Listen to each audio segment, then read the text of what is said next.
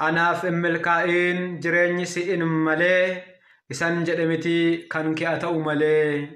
Si malee jiraachuu gonkumaa hin fedhuu siinan hoogganamaa qofaa koon jiraadhu.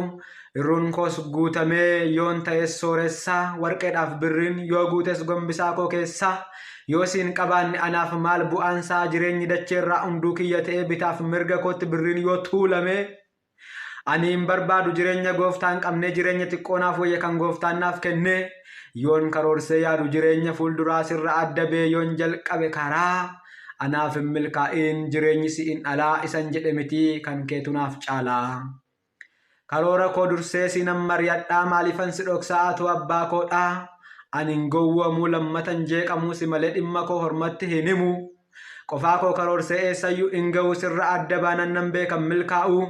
Wayiniin koo tolee yoo godhates ijaa jireenyi koo hunduu yoo ta'e mija'a. Bu'aa tokko hin qabu natta'aaf hundisaa sirraa galagalee yoon jalqabe karaa dalgaa.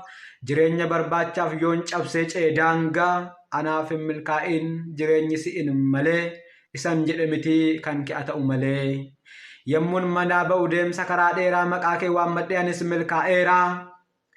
Namni si wajjinii diina moo eegalaa humni kee cimaadha eenyus siin madaalaa kanaafan hin fedhu jireenya qofummaa. Si faana bu'eera sin ganu gonkumaa gooftaa malee yoon fiige qofaa koo.